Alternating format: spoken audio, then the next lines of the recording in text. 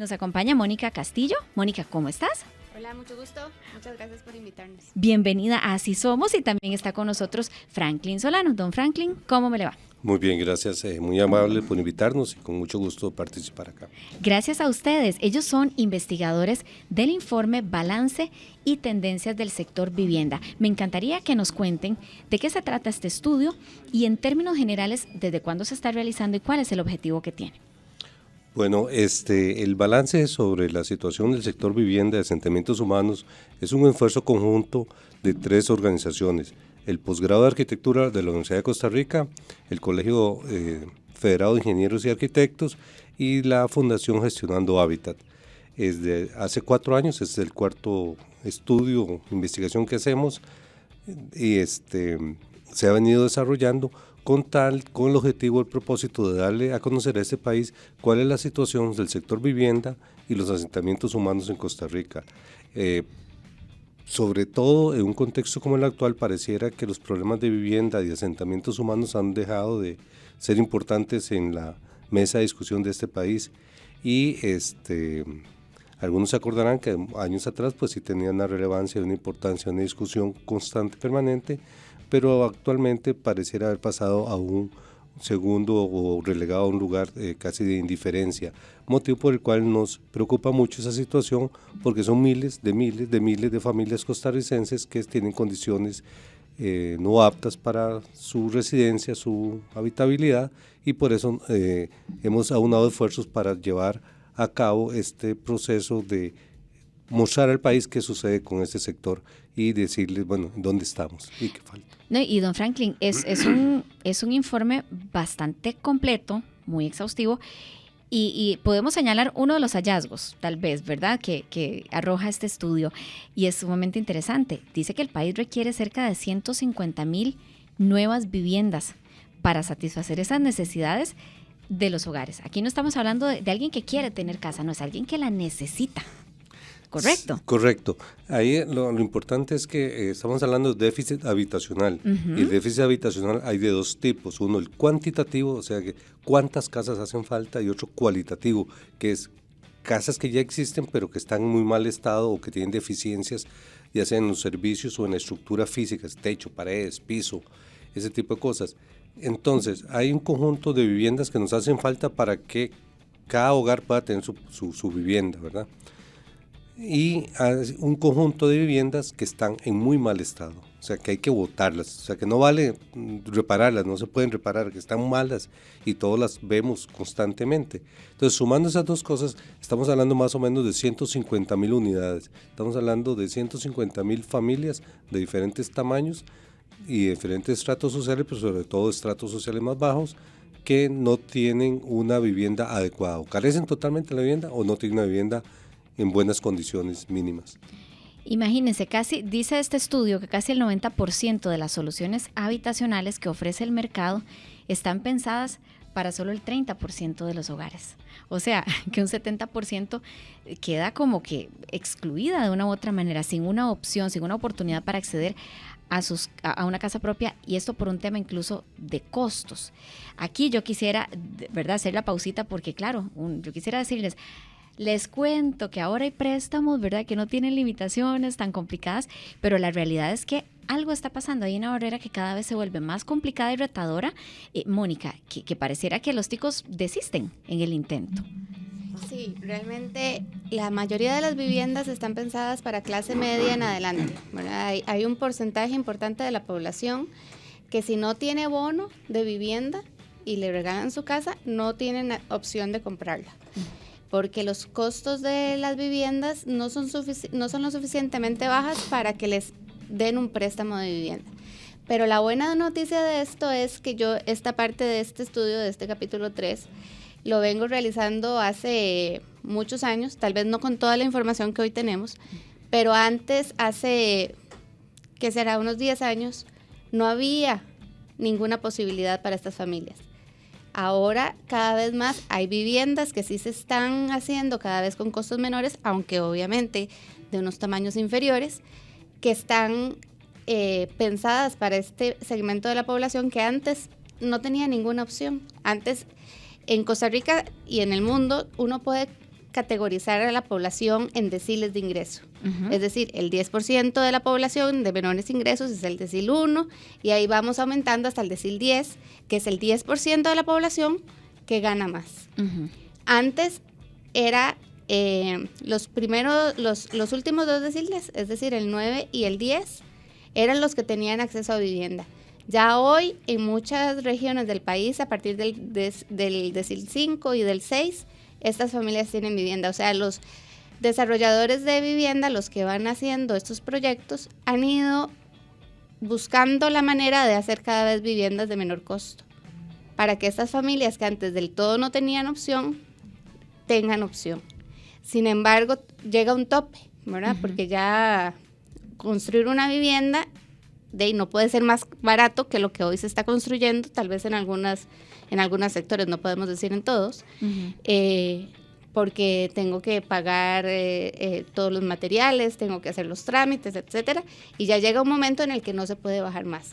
Es ahí donde se necesita algo más por parte de las instituciones gubernamentales para generar incentivos, mejorar el tema del acceso al bono, etcétera, para que esa población que hoy todavía no tiene acceso lo logre tener. ¿Qué otro hallazgo sobresaliente encontraron en el estudio y que sea digno de compartir ahorita? Aún si es desalentador, no importa, vamos a plantear esa realidad para ir haciendo ese balance, ¿verdad? Porque Mónica lo planteaba, me gusta, en términos un poquito positivos, ¿verdad? Decir, bueno, ha venido cambiando y más bien ha habido más acceso. Lo que pasa es que sigue habiendo una limitante hasta cierto punto. Sí, nosotros partimos del hecho de que para una buena solución hay que tener un buen diagnóstico. Y si nos engañamos, si no tenemos un buen diagnóstico, difícilmente vamos a dar con una solución adecuada, conveniente. Entonces, parte del esfuerzo es, decir cuál es esa situación país. Por ejemplo, entonces, ahí tenemos un asunto positivo y es que en los últimos años ha habido una tendencia a que se ha estabilizado el déficit habitacional, no está creciendo. Y eso es muy importante. O sea, Costa Rica es uno de los pocos países de América Latina donde ha logrado hacer esto y donde su déficit habitacional es de los más controlados y de menor porcentaje. Pero ojo, eso no podemos perder la perspectiva de que un 43% de los hogares costarricenses viven en condiciones de déficit habitacional. O sea, más del 40% de la población viven viviendas que no están del todo adecuadas, o sea, que les falta o tienen algunos problemas. Entonces ahí tenemos un asunto positivo que es haberlo estabilizado, pero lo otro es que lo hemos estabilizado, no está creciendo, pero todavía tenemos porcentajes muy altos de viviendas en estado no adecuado. Perdón. Otro de los hallazgos acá es que seguimos teniendo un remanente importante en asentamientos informales. Perdón, asentamientos informales no son precarios, no todo asentamiento informal es precario. Por ejemplo, en la zona de Los Guidos hace muchos años se entregaron bonos de vivienda con todos los trámites del caso, excepto la legalización del terreno. Entonces es un problema que afecta a algunos sectores, que es que no tienen la situación legal clara de su propiedad. Entonces pero la gran mayoría de los asentamientos informales son precarios, tugurios, que afectan a la población. Y es que lo importante acá no es solo que estamos hablando de un problema de la vivienda, es que estamos hablando de que los niños que viven en esas condiciones, ¿qué condiciones tienen para estudiar? Claro.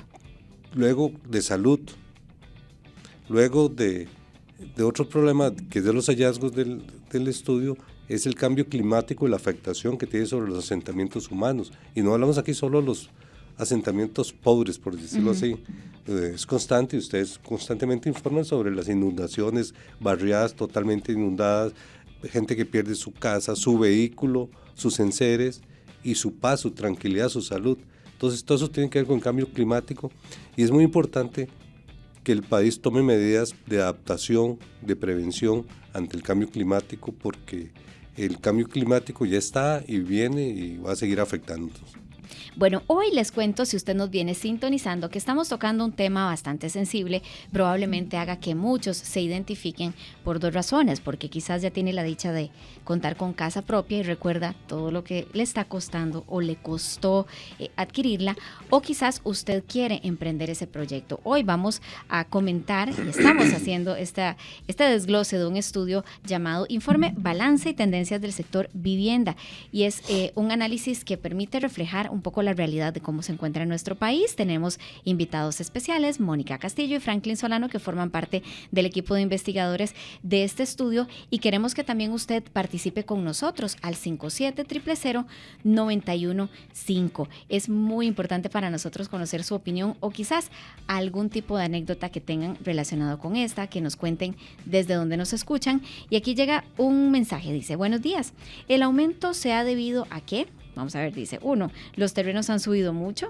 tal vez se refiere al aumento de las barreras, ¿verdad? Para adquirir vivienda, los terrenos han subido mucho. Hace unos 30 años el valor de un bien inmueble era aproximadamente 20-80, dice, lote casa. Hoy día anda bien en 50-50. ¿Qué opinan ustedes de esto? ¿Verdad? Porque esto puede ser a pura percepción. Exacto, o es la realidad. Exacto, no. Más bien, como le decía, han venido bajando los precios de las viviendas o generándose viviendas más accesibles. ¿Con todo el terreno? Ahí voy.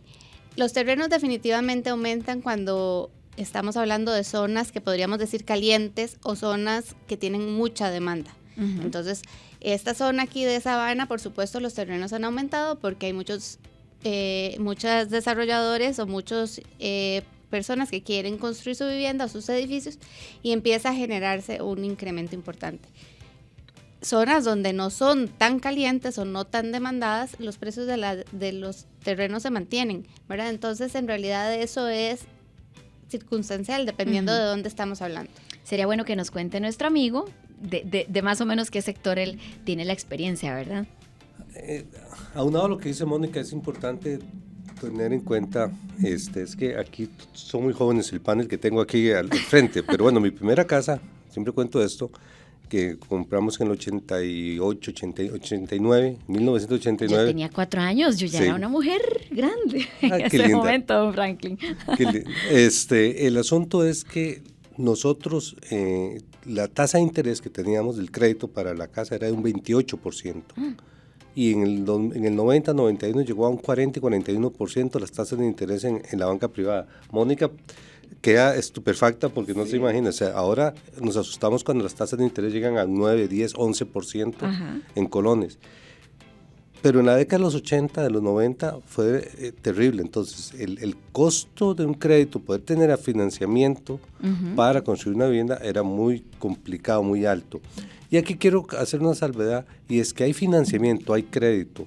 Lo que pasa es que con lo que me prestan no alcanzo a comprar las casas que hay en el mercado. Bueno, y es lo que nos comenta este amigo en su punto 2 del comentario. Ahorita se lo digo ya o se lo digo Dígalo después. Una vez. Es que él dice, punto número 2, ¿por qué se ha puesto difícil la cosa? Dice, los créditos exigen mucha capacidad de pago, ¿verdad? Hay que ver eso también cómo está hoy día versus este ejemplo que usted nos cita. Dice, muchas veces las familias tienen esa capacidad porque pagan puntualmente el equivalente a la cuota de un crédito en un alquiler, pero los bancos no les financian. Eso es relativo. Lo que pasa es que, por ejemplo, tenés vamos a ver, digamos que usted tiene una familia y usted y su compañero ganan 2 millones de colones entre los dos. Entonces, con 2 millones de colones nosotros podemos aspirar a un crédito de 60 millones de colones. Pero ese es el salario, el ingreso bruto. Cuando vamos al ingreso neto, y sobre todo los funcionarios públicos, que se da mucho, y maestros y esto, su ingreso neto a veces es un 30, 40%. Entonces, de los 2 millones, lo que tengo de ingreso neto es 1 millón de colones, y sobre eso es lo que el banco me presta. Entonces ya no me va a prestar 60 millones, sino 30 millones, y la casa que yo quería costaba 60, 70 millones. Entonces hay una brecha importante entre mi capacidad de financiamiento y el precio de esa mercancía en el mercado, por decirlo así. Y esto lo que nos está llamando, y que es otro de los hallazgos del estudio, es que se está construyendo, ha habido una dinámica importante en la construcción, se ha aumentado la cantidad de construcciones, pero el asunto es para quién y en dónde y qué estamos construyendo. Y eso es como tener supermercados llenos de alimentos, pero la gente no tiene dinero para irlos a comprar, o la farmacia llena de medicinas y la gente no tiene plata para comprarlas. Qué entonces, torta, ¿verdad? Es una torta, porque entonces estamos construyendo, las estadísticas demuestran que la construcción sigue en aumento, pero no necesariamente para las necesidades habitacionales de las personas, sobre todo de los últimos deciles o los deciles más bajos de ingresos, como muy bien señalaba Mónica. Ahí con respecto a lo que decía Franklin al principio, es muy importante que las familias aprendan a tener una cultura de crédito saludable, ¿verdad? Porque si nos empezamos a llenar de tarjetas de crédito, si empezamos a tener una serie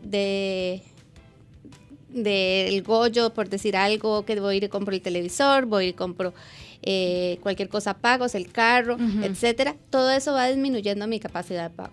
Ajá. Entonces, por supuesto, si yo tengo esos 2 millones de colones de ingreso bruto, pero al final de cuentas tengo un montón de deudas que me van disminuyendo esa capacidad de pago, esto hace que en realidad el crédito sea difícil de obtener, aunque tenga los recursos brutos necesarios, ¿verdad? Generalmente en la vivienda se espera que al menos el 30% del ingreso se dedique a la vivienda. Por decir, si yo gano 1 millón de colones, debería pagar por el crédito de vivienda este 30%, que son como 333,000 colones, ¿verdad? Si no, ya no es un crédito saludable. Ok, y eso es un poco difícil porque no todas las personas ganan 1 millón de colones, ¿verdad? Es retador. Basándonos en este ejemplo, un amigo también nos escribe: buenos días, buen tema. Soy un hombre de 55 años, casado, divorciado y hasta juntado.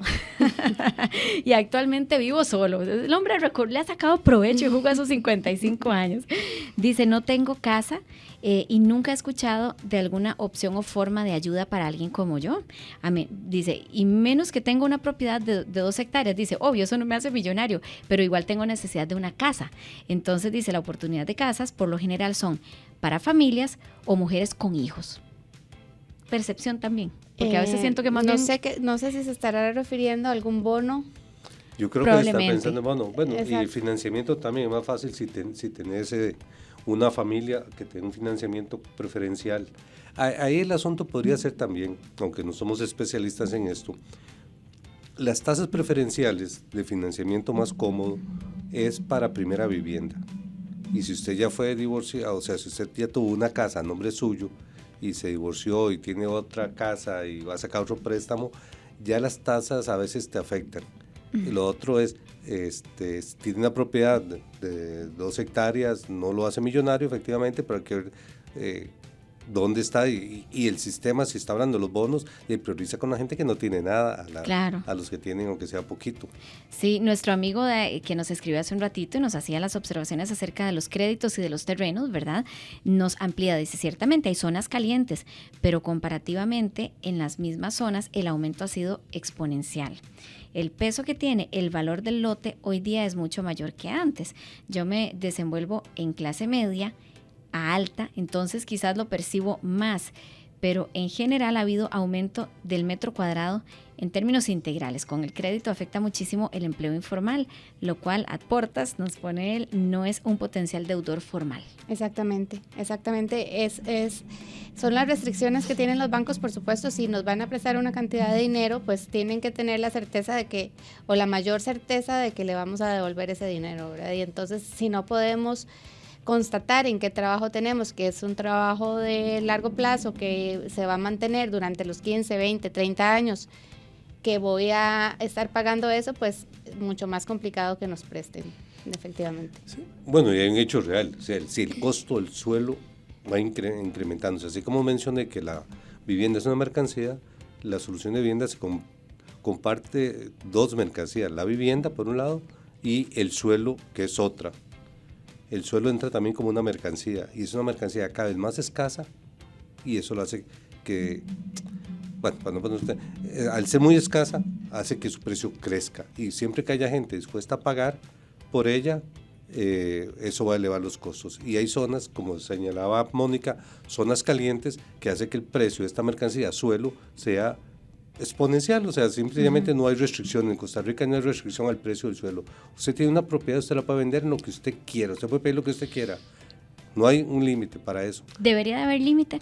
Yo creo que sí, sobre todo en zonas, por ejemplo, aquí en la Sabana, aquí el Estado costarricense, la sociedad costarricense durante décadas, durante años, ha invertido, tiene buenas calles, electrificación, agua potable, tiene el parque recreativo La Sabana, tiene una serie de beneficios que no ha sido Mónica o Franklin los que han invertido, han construido eso.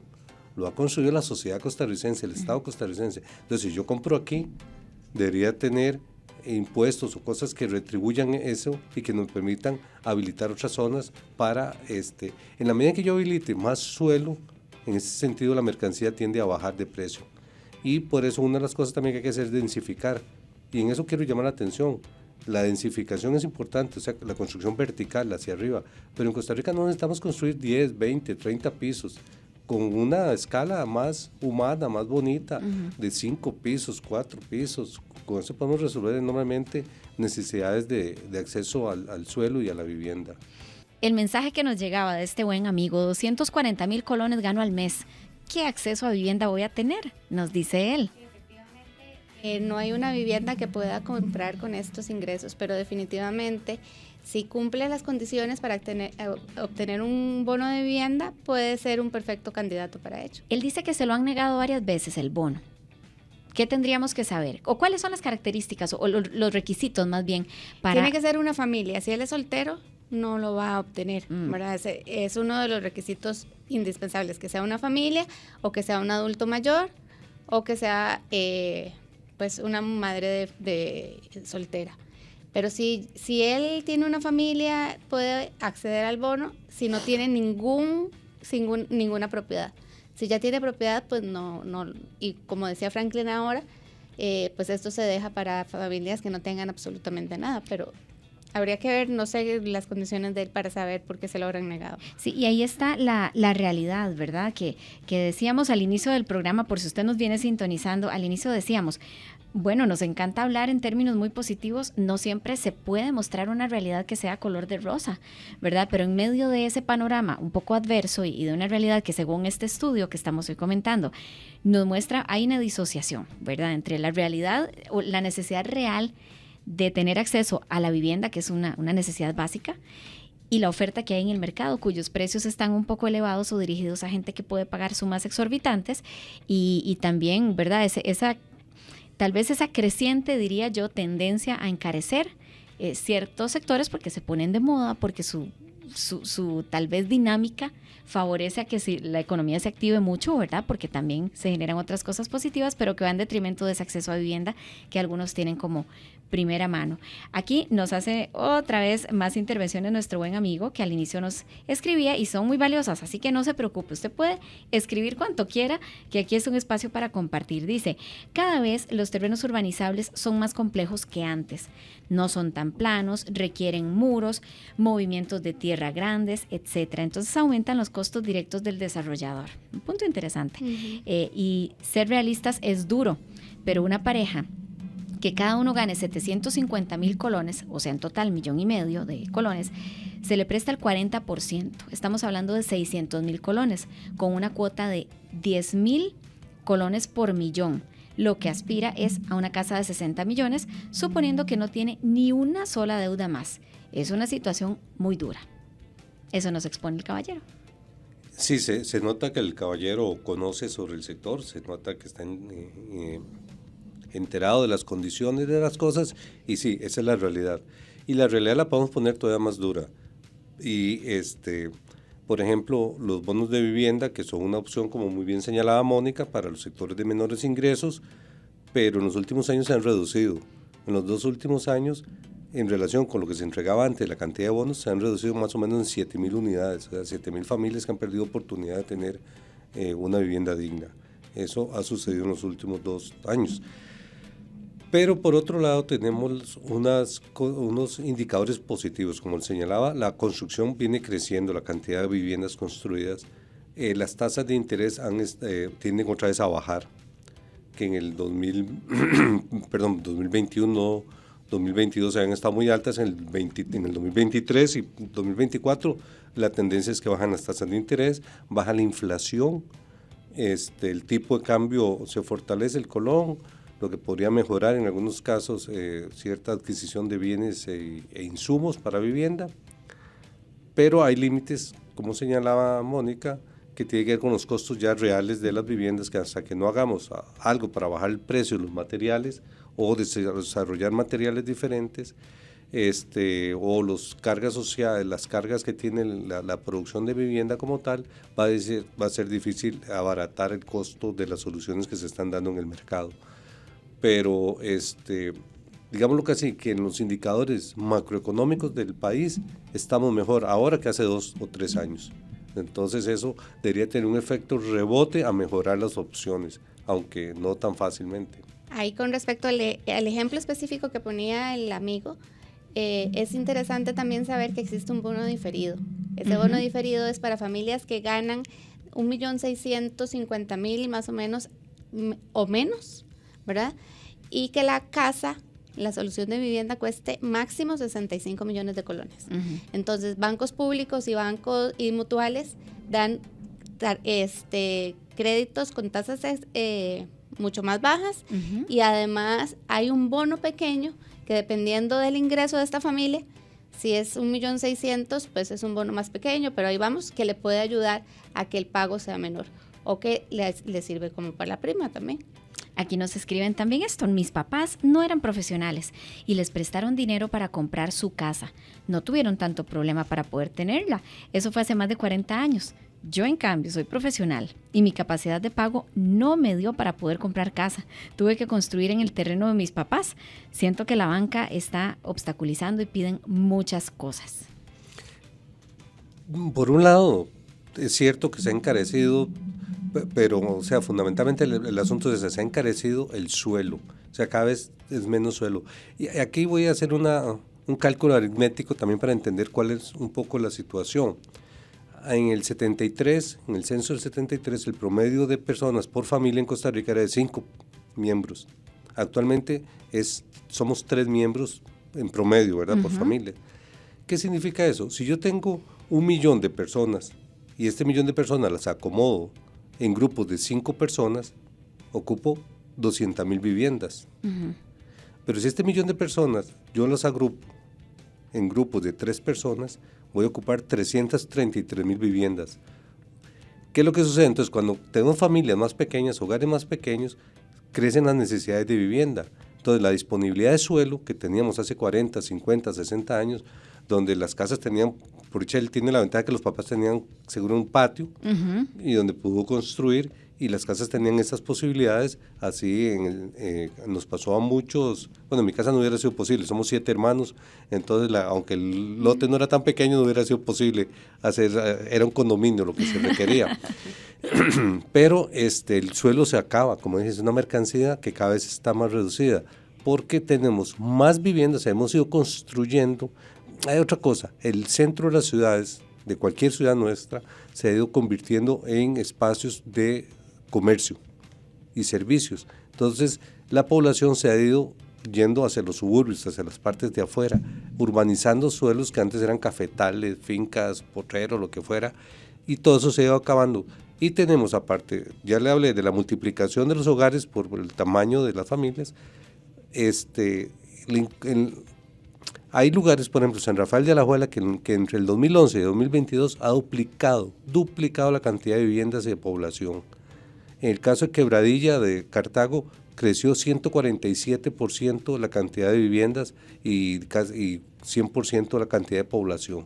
Entonces, eso lo que está haciendo es una presión sobre ese recurso cada vez más pequeño, que se llama suelo, que cada vez tenemos menos, y entonces hay una presión sobre eso muy fuerte.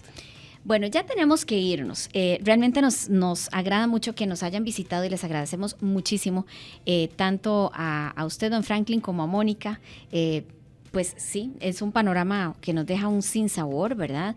De una u otra manera se plantean las opciones que hay, tal vez se sientan un poco limitantes, se sientan un poco inaccesibles, depende de la condición de cada quien, pero yo les invito a que ustedes nos brinden algún contacto en el cual tal vez la gente pueda tener acceso a este estudio, que lo pueda revisar y ¿por qué no? Seguirle la pista incluso para cuando llegue otro momento en el que se tenga que refrescar. No sé si en el Colegio de Ingenieros y Arquitectos o si hay algún sitio en el que nosotros podamos tener acceso a este estudio. De acuerdo, claro, a través del Colegio de Ingenieros, ahí pueden, de Ingenieros y de Arquitectos, el Colegio Federado de Ingenieros y de Arquitectos, ahí pueden llamar y solicitar la información, o si no, al correo dirección de proyectos @cefia.cr, y ahí se los podemos, y en la página web del CEFIA se encuentra. ¿Cuál es la página web? www.cefia.cr www.cefia.org.cr. Perfecto. Muy bien. Chicos, muchísimas gracias por haber estado con nosotros. Recuerden, ellos son Mónica Castillo y Franklin Solano, investigadores del informe Balance y Tendencias del Sector Vivienda. Que la pasen muy bien. Muchas gracias. Gracias. Si quieres más contenidos como este, suscríbete a nuestro canal de YouTube.